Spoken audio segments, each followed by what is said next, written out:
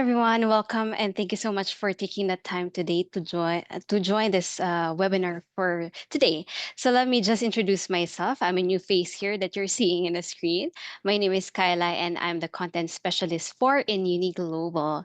So in today's webinar, we will be exploring the key strategies for effective and responsible social media use, and we'll also examine how online behavior can influence offline outcomes, particularly the context of visa decision, and share practical techniques to amplify your message and extend your social media reach. All right, so let's move on to our speakers for today. I'm very excited to introduce everyone. So the very first one will be Rochelle Gampon. She's the head of marketing at InUni Global. So Rochelle leads a high-performing marketing team, driving strategy, innovation, and execution across global digital channels. She blends storytelling with data-driven tactics, overseeing brand consistency, paid campaigns and optimization, and also multi-channel lead generation. Please welcome Rochelle. Thank you so much for being here today. How are you today? Yeah, I'm very well. Thank you, Kyla. Hello, everyone, and welcome. Thank you for joining today's session. Lovely. Thank you so much, Rochelle. Next up, we have Pavan Turaga, Senior Specialist at Inuni Global. Pavan plays a key role in shaping the brand's voice across a wide range of content. From social media copy to long form marketing materials, he also contributes to the special brand initiatives that we have here, including the ideation and creation of Inuni magazines, landing pages, and also strategic campaigns. Please welcome Pavan. Nice to see you again. Thank you so much for joining us. How are you today? I'm doing good, Kyla. Thank you. Thank you for that warm welcome. Hello, everyone. I'm so glad we are doing this session. I'm looking forward to it. Thank you. Lovely. And lastly, we also have Donna Donato. She's a senior media executive in Uni Global, known for her creative strategic approach to social media, with a strong track record for developing and executing high impact campaigns. She is also responsible for creating, managing, and optimizing content to drive engagement, expand reach, and maximize ROI. Please welcome Donna. And how are you today? It's very nice to see you. Hi, thank you so much, Kyla. I just want to greet everyone. Happy 4th of July. And thank you so much for taking time to join us in our session today. Yeah, so Oh, yeah. excited for this one. Thank you so much for actually reminding me today's 4th of July, and I hope everyone's enjoying their time. So, yeah, before we begin today, just a quick note for everyone. Please note that this session is also being recorded, and the link to this recording will be shared with you after this session. Also, we do encourage you to ask questions. If you see the Q&A box below, please don't hesitate to drop your questions even as early as now. So, yeah, our speakers will address as many as possible during the session. So we'll be also following up via email just in case we don't get to your questions. So yeah, let's get started as we have a lot to talk about today. So Rochelle will be the one to walk us through the agenda and objectives for today. All right. Thank you, Kyla. So, today we'll explore how we can work together to build a stronger, unified social media presence. So one that reflects the power of our partnerships in Uni Global and, of course, the agent network. So we can earn the trust of our prospective students, drive engagement, and, of course, ultimately generate successful applications. So here's the coverage of this session for today. And firstly, I'll be covering the key objectives of the webinar, and then we'll go through the general guidelines on social media usage. So this will be like a foundational overview of how we should use social media professionally and of course consistently. So we'll cover branding compliance, best practices, metrics, and audience engagement. We also have here co-branding guidelines. So we'll give you some compliance reminders on how we need to represent our partner universities. And of course your own, right? Because we are co-branding, we have our own logos, and then of course the agent partners will have their own branding elements as well. We'll also discuss in detail best practices for design and copy. So Donna and Palvan will be covering that bit. And of course, we also have a social media event guide. Again, very important since we do a lot of online and of course on site events globally. And of course, we also need to measure what matters, right? So we look at key metrics and monitor, like how can we tell if our social media presence is effective? And we will also touch on social media vetting topic for US student visas. Again, a very relevant topic for today. And this will be followed by a Q&A session. And the most exciting part, you have a chance to win a Canva team license. So again, attendees will receive access to exclusive co-branded Canva templates for social media created by our in-uni design team. This will be ready to customize, personalize, and of course post. So maybe Kyla, you can give the mechanics later. So please stay throughout the session to become eligible for this giveaway. All right. Okay. So let's go through the core content of this session. So social media, it's often the very first touch point for our target audience, our prospective students. It's where decisions begin. So 70% of our international students said that they actively use social media to research universities. So if we are not visible, we are not engaging, and we are not aligned, we are definitely missing out. So our online presence needs to be cohesive, optimized, and effective. So what do I mean by that? So I have here three key aspects that we need to look at. So the objective first, maybe we can read through the first objective that we have here. Create an effective and cohesive social media presence. Again, our online presence consists of three key players: in uni, our agent network, and of course, our partner universities. So, this collective and cohesive approach will help boost student recruitment and showcase the strength of our partnership. So, we would like to emphasize these three aspects that you see now on your screen: engagement, compliance, and optimization. So, firstly, engagement. Together as a unit, we can amplify our impact. So I'll give a practical example. So Uni Global produces original partner approved content for our social media channel. So as a part of our agent network, you can actually make use of these materials from our Uni Global channels for your own. So you can do a repost, else you can potentially take the concept that we have already created and redevelop it for your own purposes. Another critical part is the actual engagement, right? So if we are able to actually interact and consistently engage with each other and with our different channels, because we do have staff ambassadors, we have very active BD leads and agents. Through this, we are creating a ripple effect. So when it comes to visibility, our network, our network of eyeballs, as they say in marketing, will grow. So it's all about consistency in engagement.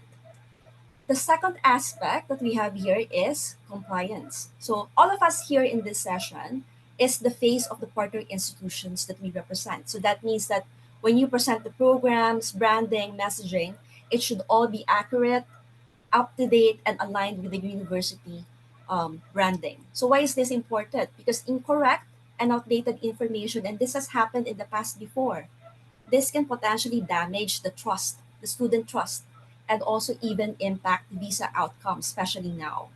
So that's why InUni Global provides partner approved marketing materials. I think this has been sent out to the network, and also we have a platform for all these materials. And you have access to GOS Gateway, for example, which provides this toolkit so you can use and refer. In parallel, the InUni marketing team will continuously produce marketing assets gradually to help animate your social media channels also. So this is social media, online events that you are doing, and then of course your in-person events also, on-ground events. And lastly, we have optimization. So what do I mean by that? Yeah. So later on, Donna and Pavan will be covering best practices, do's and don'ts, and metrics. So we need to monitor our metrics and identify what content actually works and what doesn't, right? We can't just have the exact same formula for the entire year. We actually have to iterate, right? Iterate and ensure that our content is still resonating with our audience. So again, continuous iteration of what works and what doesn't work anymore. So also remember these 5 points to amplify our impact. So we have here on screen cohesive representation between our partner universities, the agent network, and of course in Uniglobal. We need to post content with purpose, right? It has to have depth. And of course, we need to collaborate as well within our network. Again, the ripple effect that I was mentioning earlier. You also need to adapt your content to your audience, and especially for the regional leads, we need to apply some localization, native language in terms of copy, right? I think most of our channels have this translation function. So let's make use of that. Don't feel um, you need to feel confident to actually use the local language if you need to. So it doesn't mean that if you are on LinkedIn, you just use English, right? So feel free to actually adapt your content to the audience that you are talking to, because we're not talking to each other necessarily, right? Ultimately, you are talking to your prospective students. And then the last bit here is real life stories. So, because this is what truly resonates with our audience. So, I've been mentioning this multiple times. Affinity. Affinity is your best content formula.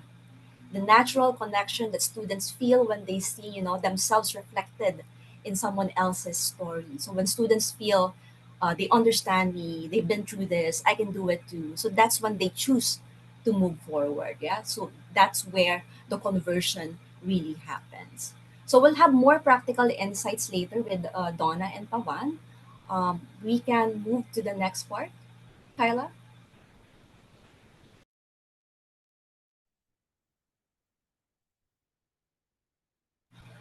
Apologies, Kyla. I think you're on mute.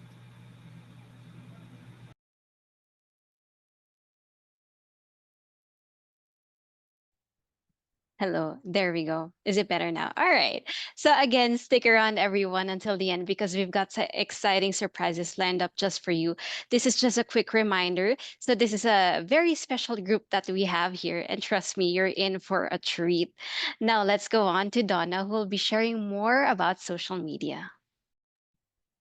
All right. Now, I know everyone is probably on social media already. You guys are familiar, with Facebook, Instagram, LinkedIn, YouTube, and TikTok. Facebook being, of course, one of the biggest social platforms with over 3 billion monthly active users. But I want you guys to understand that not all social media platforms work the same and that your audience isn't really on all of them. So you must carefully evaluate, where your audience or target, prospects would be so that you're going to focus on that specific social media platform. So, for example, TikTok is great for reaching younger undergraduate students, while Instagram is, very visual. So, if you like, creating content or beautiful photos, and this is being widely used by students who like to explore lifestyle and campus culture. So, Facebook, on the other hand, still has a very strong reach in many regions, but as this is especially for parents or older students. So if you are going to be active on Facebook, try targeting, the parents of prospect students versus, being having a younger tone relating to your students, as the younger ones would probably be more active on Instagram or TikTok. And then we, of course, we have LinkedIn, and this works best for graduate and professional programs.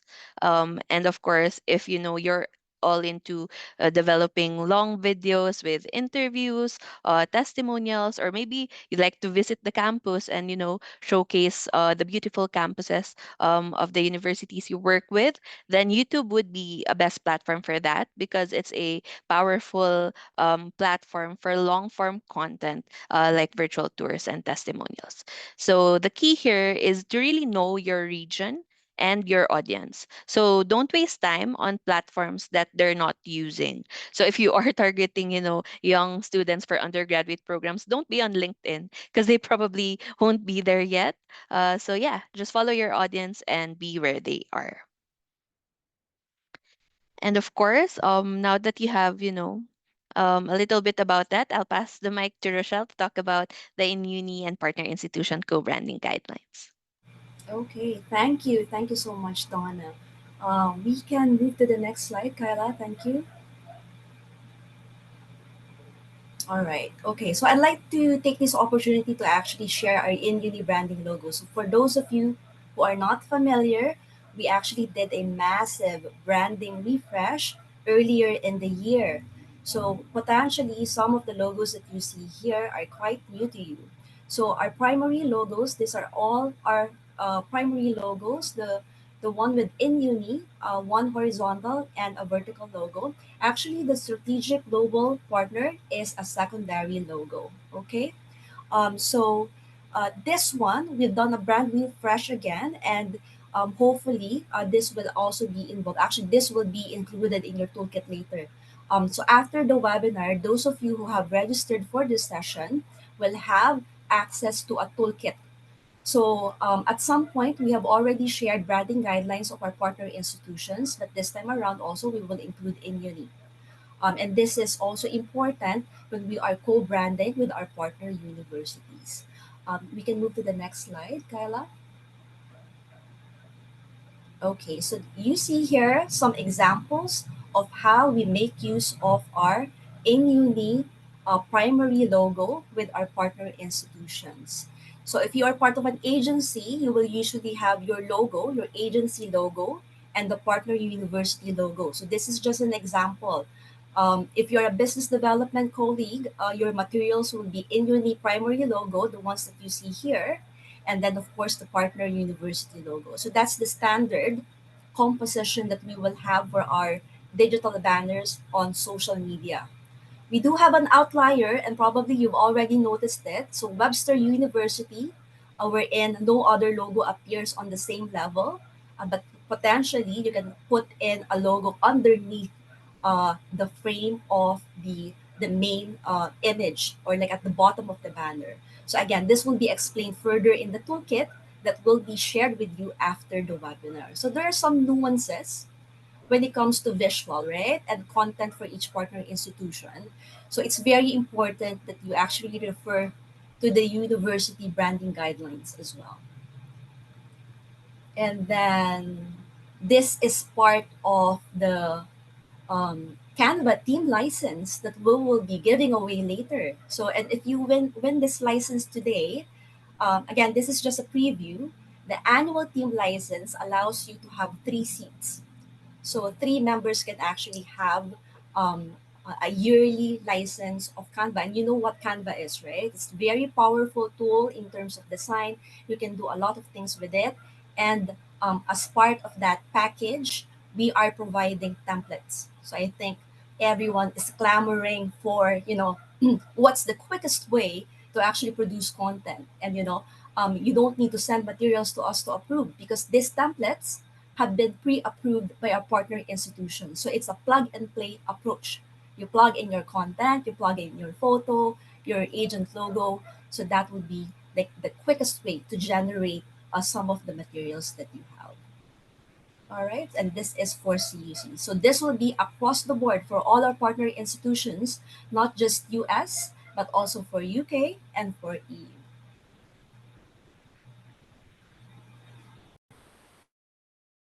Okay, and now we'll move on to best practices. I think Donna will be covering this one. Go ahead, Donna.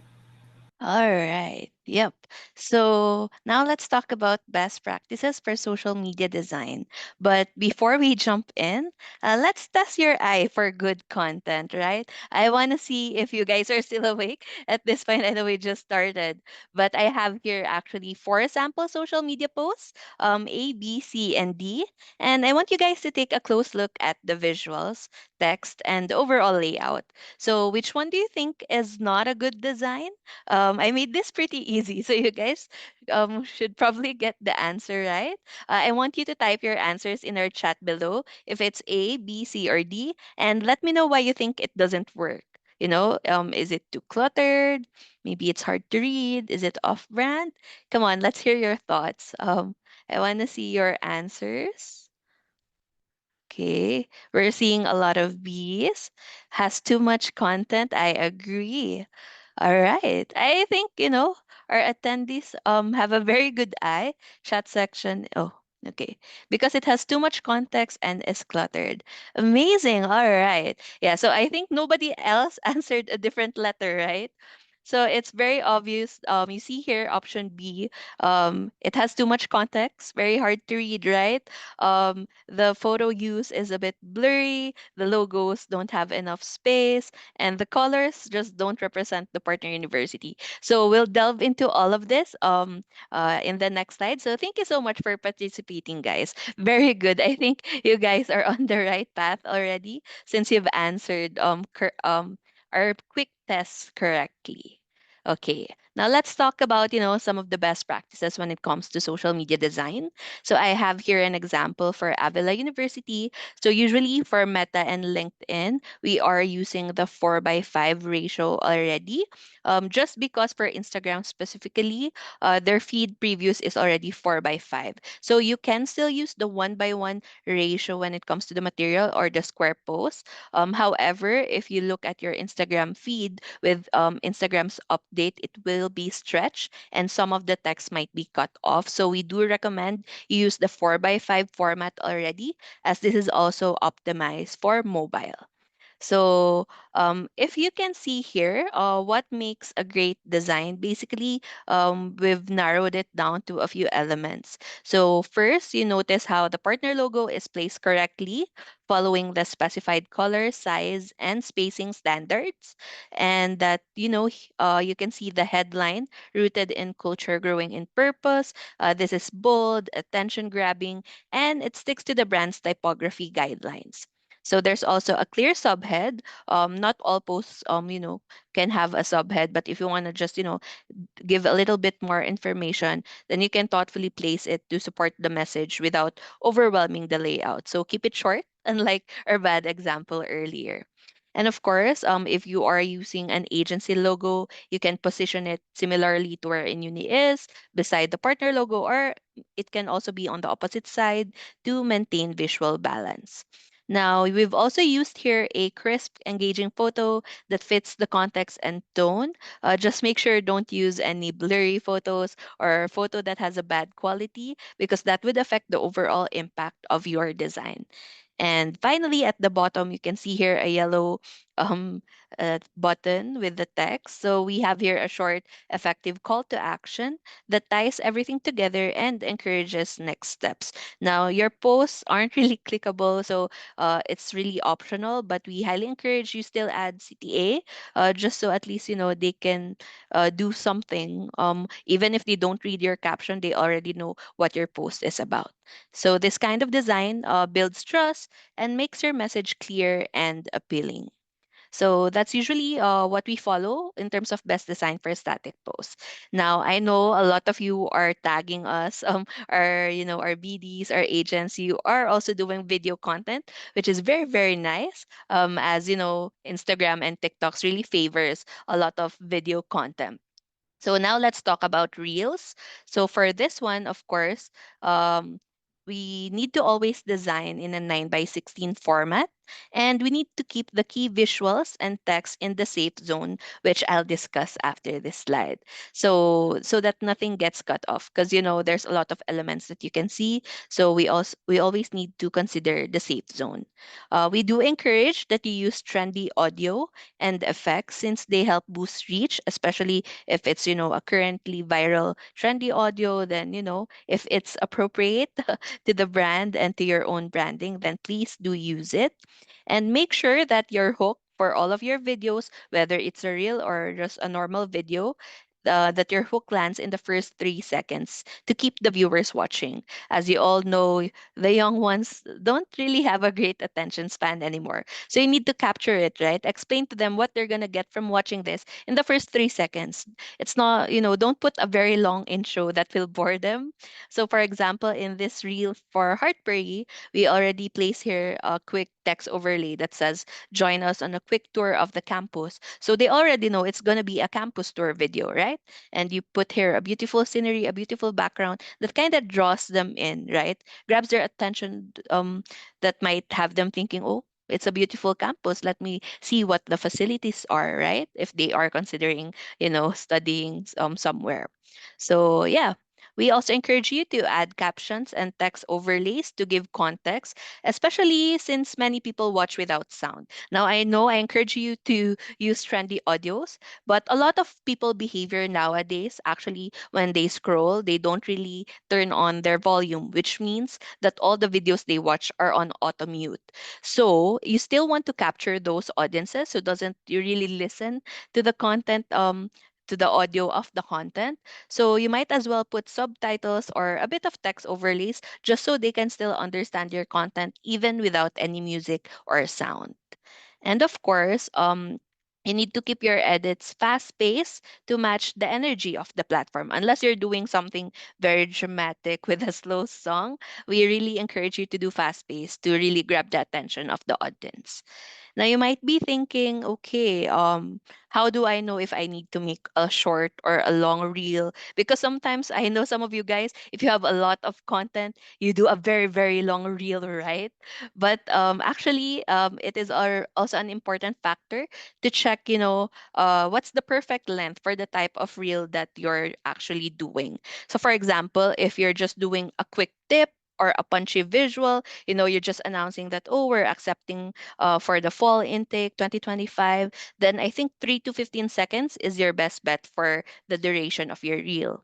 But if you want to do more of like a storytelling or a tutorial, or in this case, you want to show the beautiful campus and you have a lot of beautiful facilities, right, to flex. So you can do 15 to 60 seconds. And then, of course, if you want to dive into a deeper content, you have a really good interview with someone, or you did a mini vlog like a life of a student doing my internship at LIM, for example. So you can do actually up to 3 minutes. But if you ask me, the sweet spot would probably be around 30 to 45 seconds for informative reels.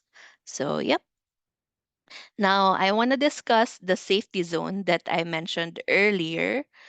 So, of course, when designing for Reels or TikToks, we always respect the safe zone. So, this is what I'm talking about. It's actually 14% or 125 pixels if you want to go on detail. So, even for stories, you do see that there are elements on Instagram and TikTok that, gets covered sometimes if you put it at the very edge. So, just like in this example, we try to fit all the important elements, especially the text overlays, inside the safe zone. Especially for TikTok, since TikTok actually has, a smaller safe zone. So this is your best bet to follow. So why do we need to follow the safe zone? Because outside the safe zone is where the profile icons, the captions, and the buttons appear. So you need to keep all important text and visuals inside it to stay clear and readable. All right. I think you've got those tips right. Now I'll pass the mic over to Pavan to discuss the text best practices. Thanks, Donna. Hello again, everyone. Let's go through some foundations of copywriting real quick. Right. So let's get to the next critical aspect of a great social media post, the text. Whether it's on an image, a caption, or a video frame, your text is what gives the visual context. It's your voice in the conversation. Here we are breaking it down into two areas, the tile copy and video supers. For tile copy, or you can call it in-art copy or image copy, you'll typically work with four elements. First, the headline. This is your attention grabber. Ideally, it should be under 60 characters, just 6 to 8 words. Think direct, bold, and punchy. And next, the body copy. This expands on the headline and gives context in 10 to 20 words. Keep it sharp and relevant. A subhead is optional. You can use it for extra clarity, adding support to the headline. And finally, a call to action, a CTA, like register now, apply today. Not all tile copies come with a CTA. Not many writers practice it, but it's advised to always try to include them if the message allows you, as it directs the users to do what next, right from the image itself. It's even better if you can take it up a notch, like making it more emotional or personalized, like make your first move today and or become part of a Webster family, something like that. And like the example we saw earlier, you don't want your image copy to look like an LIM pose we just saw earlier. So yeah, and coming to the video supers, uh, just like Donna said, it's less is more, and short, impactful text should appear long enough to read, but not so long that it creates fatigue. Avoid clutter and use clear CTAs here. Um, yeah. Next, let's explore the tools that can make your work more efficient. It's a no-brainer that smart tools or AI can help, but they must not replace your voice.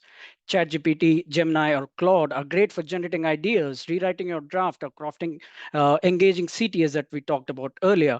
Uh, for marketing specific writing, niche tools like Copy AI and just Jasper AI can save time with pre-built templates.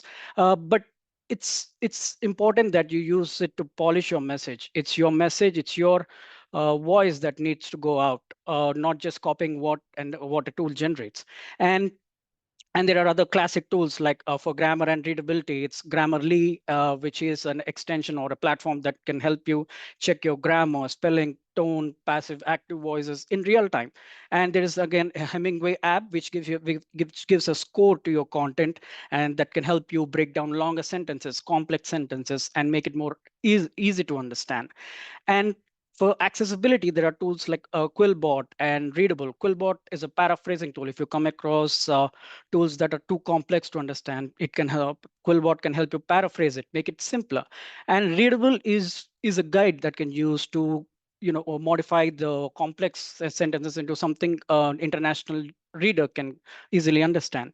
And again, I must stress on it, these tools should be used with discretion, right? Most messages are now saturated with AI content, and you can make your content stand out by avoiding a few giveaways, like don't overuse emojis and or long dashes, of which are also called as M dashes, and avoid unnecessary platitudes like adjectives like this is not just this, but this is can be more or something like that, or words like fostering and words that you don't normally use in any conversation, right? And review your copy before pushing into publishing. Review the copy, localize it, and fact check the filler facts. Like AI fills up a sentence is generated with random stats, but it's up to you to cross verify those stats. And again, make sure the final content is sounding like you. Through you, it's brand's voice. Never forget that. And now that we have looked at tools, let's talk about how to structure captions that perform well. Right. Captions are equally important to tile copies or video messages. When it comes to captions, the first few lines can make or break your post. You want to write captions that stop the scroll and engage clicks. How do you do it? Start strong with a hook, a question, or a bold statement like, did you know RPI has launched its IBM quantum computer? Have you seen the employability of CUC this year? You're trying to spark curiosity here. Then get to the point. Use short sentences, short paragraphs. Depending on the requirement, you can either go with a small caption or a long one, but make sure it's clear and not exhausting. And another important thing is social media channels can be your search engines. Make sure you use right keywords in your content that are relevant to your audience. This improves discoverability through the algorithm and even SEO too. So imagine if a student is searching for MBA in US, you want your content to rank, right? And you want your content to be shown on the feed. So that the keywords are the way. And also be mindful of the character limits of each platform. I mean, every platform has its limit. Even if the limit is high, your message doesn't have to be. Being concise and to the point always wins. So once your caption is ready, how do you help it reach the right audience? Along with the keywords, that's where hashtags come in. So yeah, hashtags. Yeah, thank you. Uh, like I said, just like keywords I mentioned earlier, hashtags are your content's best shot at being discoverable. But you don't want to use too many. Stick to 6 to 7 relevant hashtags. Some push it to 10, but not more than that. You don't want your content to look like spammy content, right? And make sure each hashtag is aligned with your content. Don't chase what's viral. Aim to be relevant and credible in the long run. And be consistent. Always use the same set of strong branded hashtags. They improve the brand identity. And you can use tools like right tag, hashtagify, and even Insta search can help you find trending hashtags you can filter, or even use AI tools, which I've heard that they are very relatable for generating hashtags.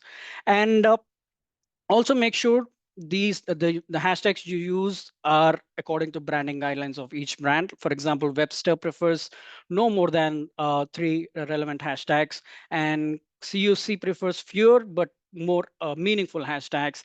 And as you can see, we have accumulated our own hashtags over here that you can later on access them when you get hands on the PPT.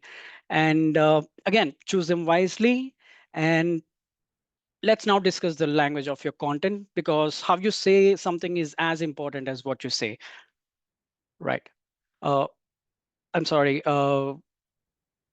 Rochelle, do you have any question? Yeah, I just wanted to Yeah, add that yeah, they have to remember that hashtags help with algorithm. And social media channels now act as a absolutely, search engine. So it's absolutely, important that, again, you post content with purpose and you make use of these tactics to help you get that visibility. So sure, hashtags are very much important. agreed, That's it. Thank you, 100%. Pavan. Thank you, Rochelle. Right. Yeah. So where were we? Language nuances. Yeah. When we are communicating with students across different cultures, there are some do's and don'ts to follow, which we have listed here. First, use simple, clear language. Avoid slangs, informal jokes, or jargon that the majority won't understand. Always spell out acronym when introducing them. Don't assume that uh, uh, everyone knows what triple CO stands for right from the beginning. It's a best practice to write the full name first with the acronym in brackets, then use the acronym for the entire material moving forward. Highlight the benefits instead of listing features. Show how students benefit from the features rather than just saying student support. Say how international students feel welcomed at a certain campus because of the student support. Share real student stories, like Rochelle already mentioned before. uh, Instead of making up a Harry out of thin air, you can use real testimonials, success stories. These are relatable and they build trust. And be mindful of culture tone, like what feels friendly in one country may come across differently in another. So keep it diplomatic, right? And you can use casual, relaxed tone on social media platforms that works better, but just make sure it stays respectful and professional. Again, again and again, avoid slangs, and also don't overpromise the outcomes. Like, we don't guarantee visas, we don't guarantee 100% jobs, right? We only guarantee the skills, not more than that. And don't make broad assumptions about any nationality or culture. The goal should be to communicate in a way that is respectful, accurate, and student focused. Now, in the next slide, let's discuss aligning your language with brand voice. Every university we work with has its unique voice. And like Rochelle has mentioned earlier, we have accumulated all the brand voice documents in the marketing hub for you. Your content should reflect the brand's voice when communicating about them. And brands are really particular about how they are represented. For example, Triple CU follows sentence casing and for all its headings and has a very structured tone. CUC wants content to feel inspirational, empowering, and it's very empathetic. While and Webster gets very specific with each platform. As you can see, for each and every platform, it has its own set of rules, like character limits, how many hashtags, and whether it should have a link for the captions or not. And it's adamant that the most important text in the first is represented in the first 140 characters. It's important that you're mindful about these, because these build consistency. For example, a student seeing a post on LinkedIn and then again on TikTok should feel like it's coming from the same voice, even across platforms, right? So yeah, I think I've covered everything. That wraps up my section. I hope this gives you the confidence to post smarter, not just more. Now I'll hand it over to Donna, who will walk us through posting guidelines. Thank you. All right, thanks, Pavan. Now let's get over some posting guidelines, or maybe I'd like to call it posting reminders, just so you can keep your content effective and professional. So, first, we highly encourage you guys to always tag in Global's official accounts, as this helps boost visibility and reach. And also, if we see your content, we can, engage with it, or maybe if there's something wrong with it, we can easily flag it to you so you can fix it as soon as possible, right? And then, of course, you need to stick to a consistent visual style that follows the university's brand colors, fonts, and tone. So, as mentioned by Rochelle earlier, you will be given, along with the toolkit, some brand guidelines. So, make sure to read up on that and double check before you post. And then, don't be afraid to mix up your content, right? Don't just keep on posting static photos all the time. Mix it up with some videos, carousels, which are being pushed by the Instagram algorithm right now, stories, reels, and even live sessions if you can. Another rule we need to follow is to always engage with your audience. So try to reply to comments and DMs as quickly as possible and very politely, as this will help, send a signal to the platforms that, oh, people are engaging with this post. So they will boost your post to a higher reach or to more people, not just within your community, but even to other people who are not following you. And of course, we do want you guys to share in unique content, especially when it's relevant, right? So for example, you're promoting CUC and we've come up with a beautiful material about CUC. Feel free to reshare that with your own caption, adding more information to what we have currently posted, especially for like announcements or campus tours. But yeah, we'd appreciate it if you can tag us also, or if you're grabbing the material, you can just credit in Uni Global. And finally, of course, respect student privacy. So never ever post personal information or photos without clear consent from the students. All right. I think that's it for the guidelines for best practices. Okay, thank you so much for that, Donna. So let's have another round of Q&A, shall we? So now let's see how well you've picked up on social media guidelines. I'm going to show you a sample post. Actually, it's in your front already. That tags in Uniglobal. So take a moment to review it carefully. Look at the visuals, the caption, the tagging, and overall presentation. And then tell us on the comment section, which is already enabled. So you can just type in your answers there. So tell us what's working well in the post, what can be improved, and are there any mistakes or things that you don't that doesn't follow the guidelines that Donna just mentioned earlier. So we'd like to see your answers on the chat box right now. Right. This Can is actually an actual tagged in uni post. So yeah, it's one from our agent. So make sure, let us know, what do you think? How can you improve this post?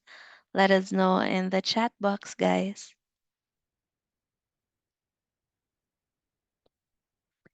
Okay, I guess there is no in uni logo. All right. So if you are from in uni, of course you have to put the logo. But speaking of logos, I did cover up their name and logo for this example. But yeah, this is a virtual fair event, right? That should be like somewhere in the middle, but you see the Triple CU's logo in the middle.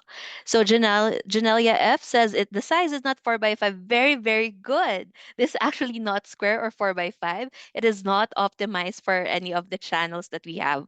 So it's actually more of a horizontal. So this will get stretched and it will show up as a smaller photo when you view it on mobile. So very good for catching that.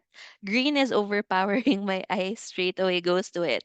Thank you for mentioning that, because Triple CU's colors actually is dominantly blue, not green. So if you want to do a branded post, right, you should consider the brand guidelines. I know we have a question from the Q&A. How do they know which the brand guidelines for like RPI and stuff? So don't worry. In your toolkit, the brand guidelines for each university would be reshared, so you can actually review it there.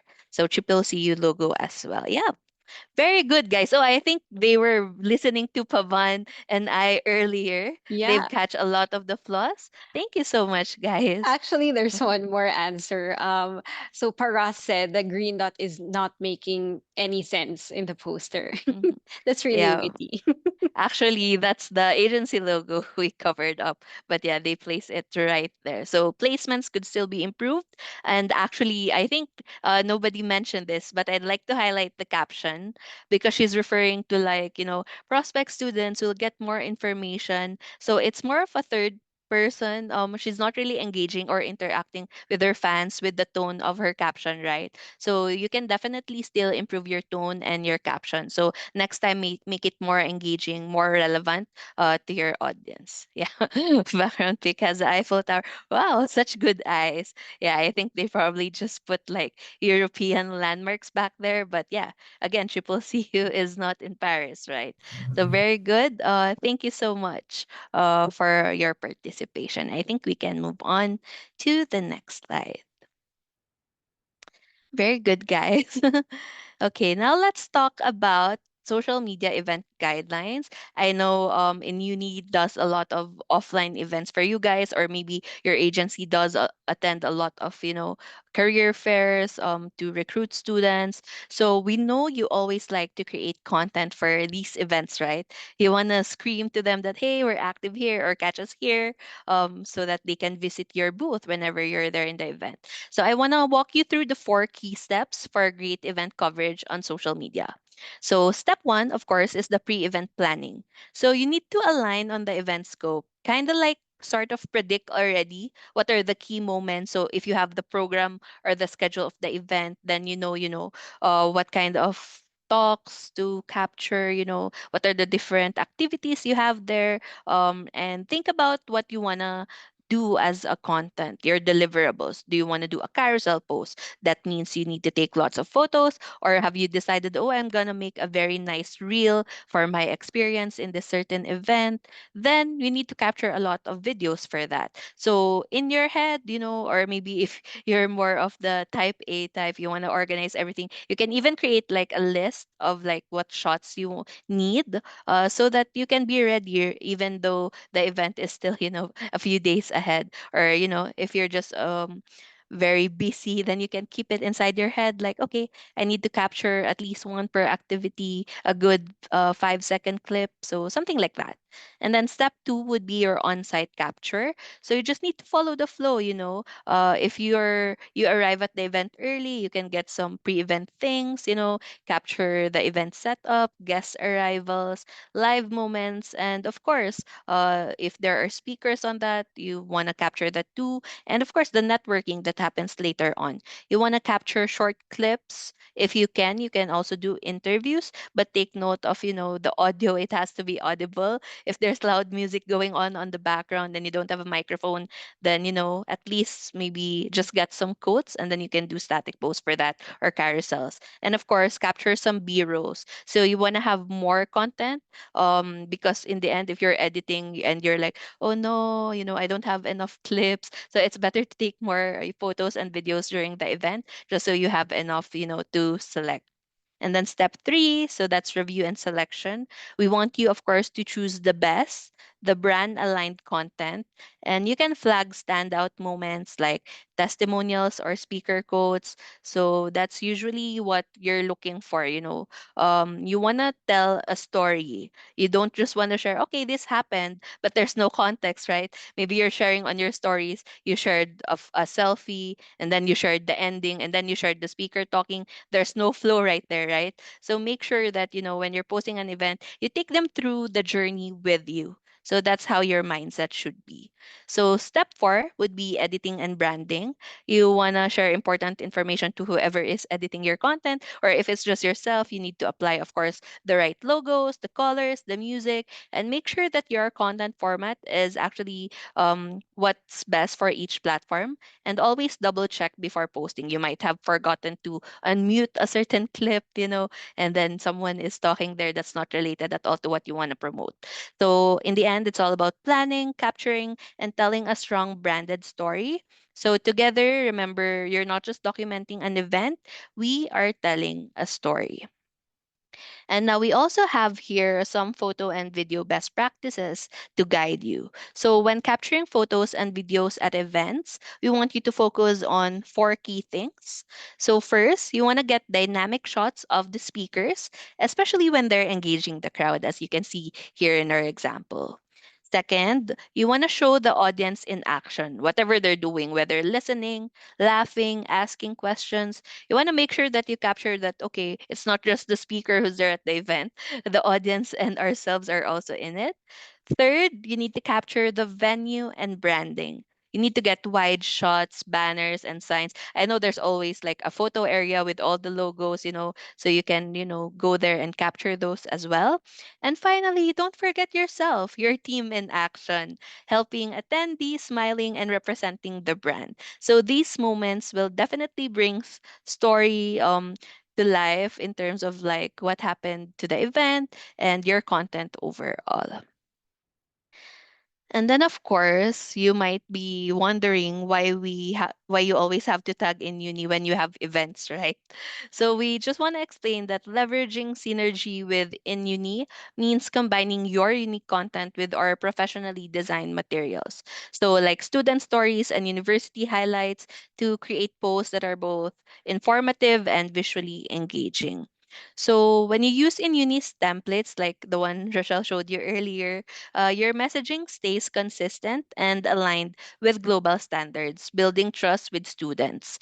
Plus, ready made content. I know you guys are very busy, connecting with a lot of agents, a lot of students. So, if you just reshare our posts or use our materials, then you can save a lot of time and you can focus on connecting with students. And also, tagging us on your post will boost your visibility and credibility. And again, it's also more engagement because you're linking your agency to a trusted global brand.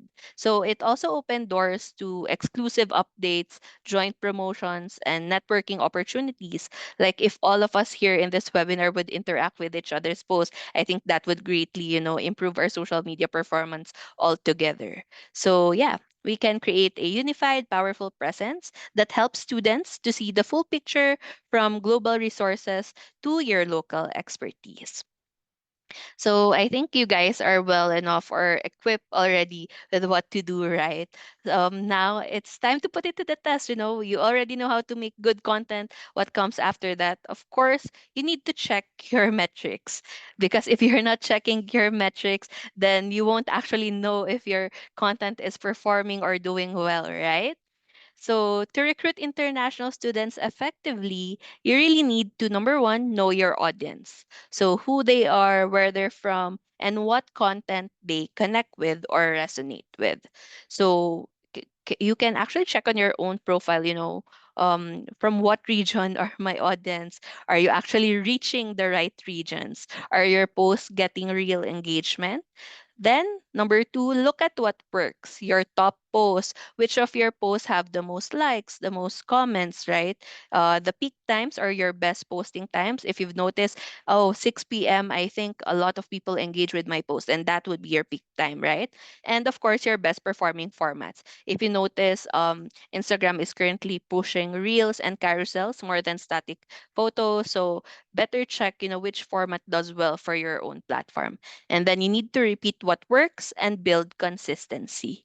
And then, of course, you need to track key metrics like engagement, reach, and clicks, and let your audience's behavior guide your strategy. So, not just because, oh, this is what I want to post, I'll do this, but you need to consider your audience's behavior, right? If it's something that they want to watch or they enjoy engaging with, then that's the content you should focus on. So, just remember track, learn, repeat, and that's how we grow. Now, I'll pass the floor to Rochelle to discuss about the social media scans for student visas. Okay, so we did have some recent news around social media vetting, right, for US students, international students interested to go to the US. We have some reference here that you can peruse later on, but we also need to be mindful that these are still evolving. It's continuously evolving. So while it's important to understand how social media can factor in to your student's visa application, our international students shouldn't feel discouraged, right? So this process is about transparency and trust, not punishment. So if intentions are genuine and their online presence reflects who they truly are as a student, they have nothing to worry about. So we just need to encourage our students to go through the process. And again, they have some guidelines, they have provided some guidelines, and we will go through it later on. So currently, they are looking at multiple platforms and social media handles. I think they're looking at a period of 5 years, if I'm not mistaken. Yes, it's 5 years. So we've outlined here what typically gets reviewed, but we strongly advise you stay alert for any new updates in the coming weeks and months because, again, it's continuously evolving. So, what are the steps that the students can do now, right? If we can go to the previous slide, all right. So we have listed here 4 items. So of course, social media usernames and handles. I think you need to provide that when you are doing your form. And then you have to also update your privacy settings. They are requiring it now to go public, and we also encourage you not to delete the content, right? Because just before applying, it will really raise suspicion, and review posts carefully, the ones that you have existing now on the social media channels for your students. Archive anything that could be interpreted as hostile or extremist. I think you see a lot of content that is going around through socials, and I would also suggest that you go through some of the experiences of the other students who have went through the visa interview and the visa process. So overall, there are 6 realities that we are in now. So the first one, social media is now an integral part of the review process. So we cannot do away with it, right? Number two, there's a disclosure. It's actually on the form. And when it comes to public content, it's very obvious, it's visible, right? So post, photos, like, comments, any type of engagement that you did on public profiles can be reviewed. So if it's inappropriate, inconsistent, or misleading content, it may raise concerns. So better advise your students to manage the content that they are exposing on their socials. And of course, content should reflect intent. So they went there to actually study, right? So their online activity should reflect genuine academic interest. So this doesn't mean that the profiles must be overly formal, but they also need to avoid content that's contradictory. So this is something that's really critical in terms of when the messaging and the activities are getting vetted by our immigration officers. So posts suggesting long-term plans to work, for example, right? Immigration, like permanent immigration or engaging activities in terms of employment, even jokes or casual comments can be misinterpreted. So that's something that we need to be very critical of.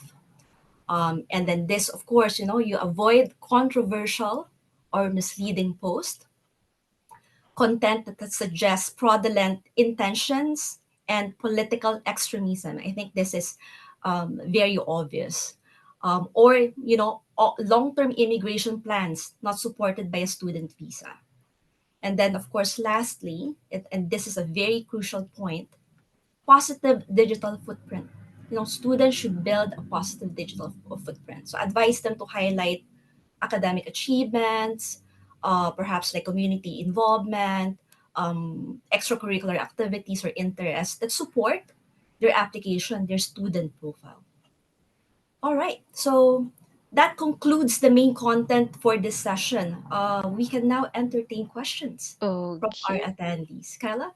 I'm very excited, actually. Thank you so much for that insightful discussion about social media. So I'm very confident our participants found it, very valuable, and then hopefully they could also use this whenever they are creating social media content.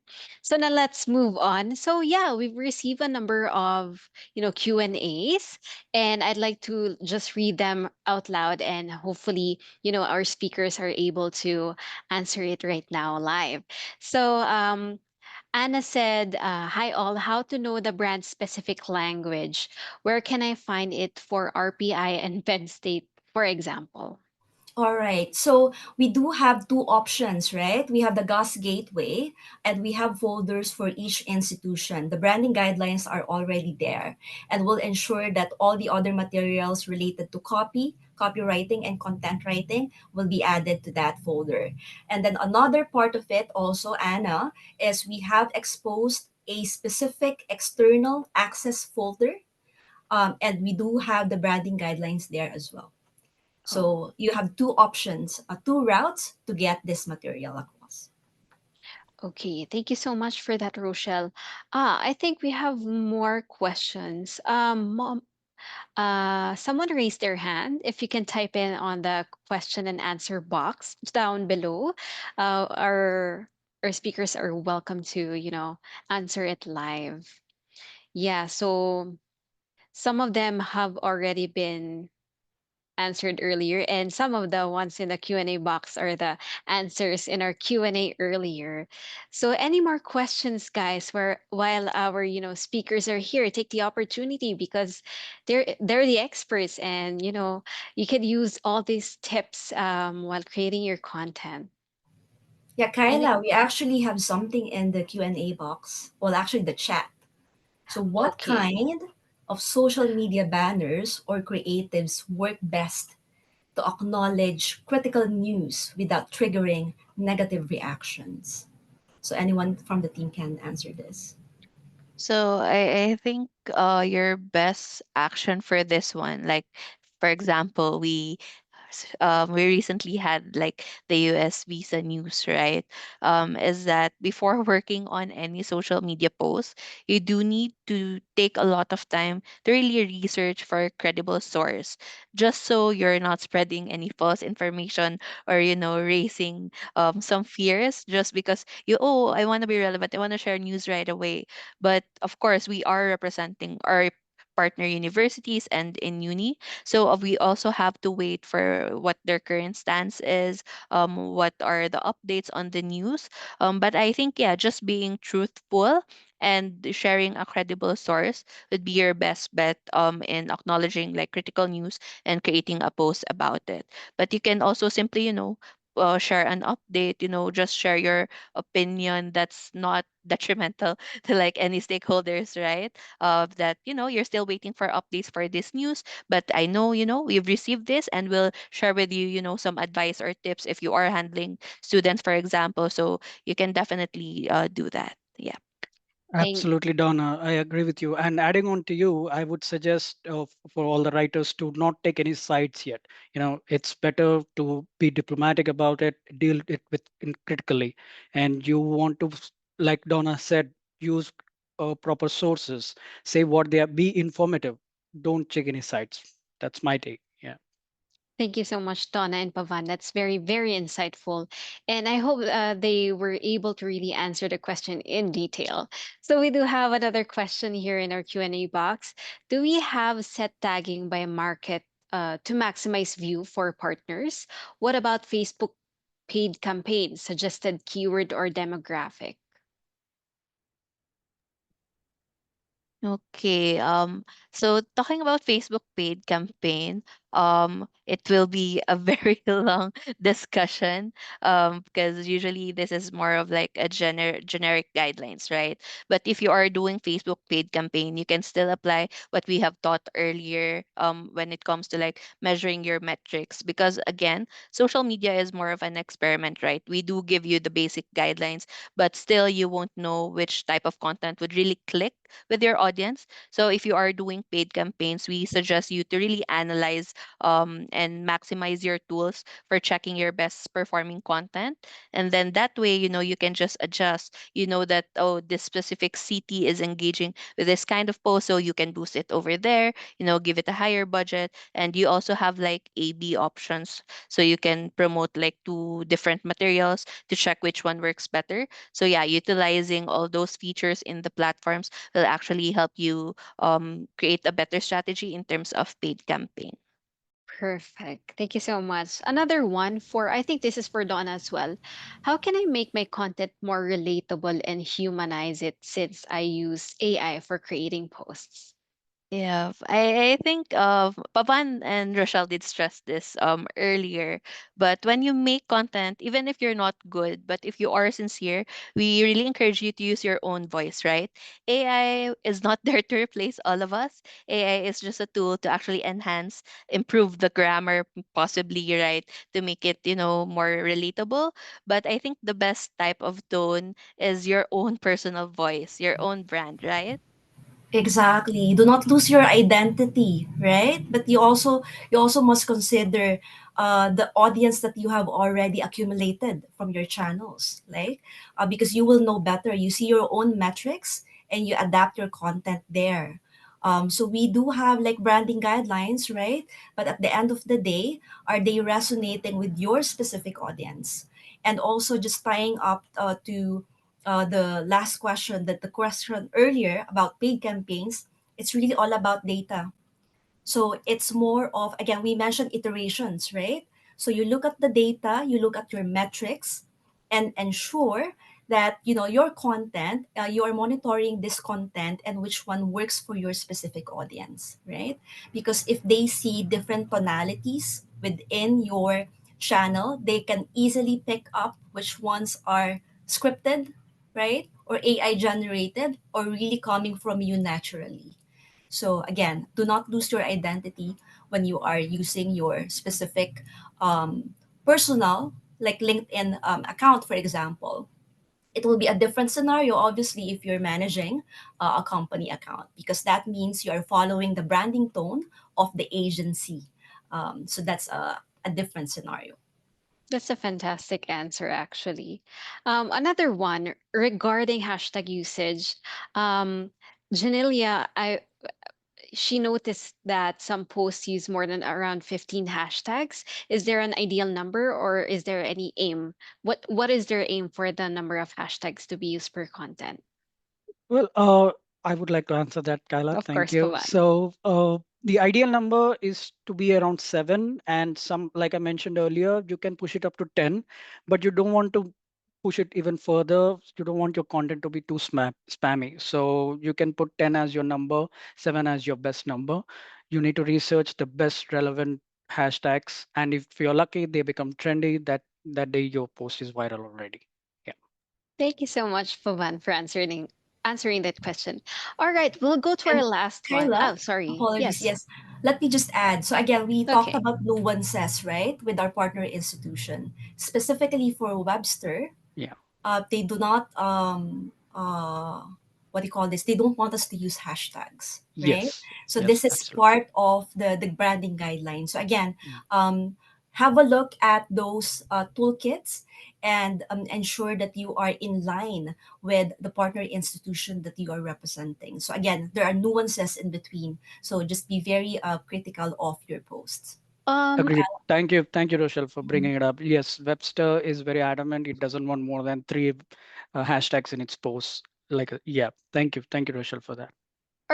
are the hashtags case sensitive, or like you can use capital letters? Does it matter or not It so? doesn't matter, actually. They work either way. Mm. So, yeah. Okay. Well, I guess we've answered Regina Phalange's question. And then moving on to our last question.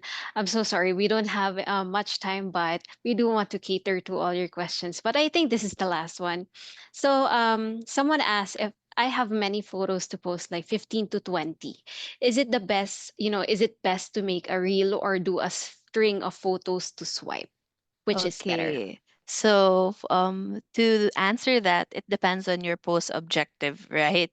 I know I said take as much photos and clips as you want, but not necessarily you want to post them all unless all of them, is very essential to your storytelling and your content. So, for example, for us, if we have very big events, we don't want to exclude anyone. We try to do some layouts for like collages, right? So we can only do like 7 slides with all the photos in it.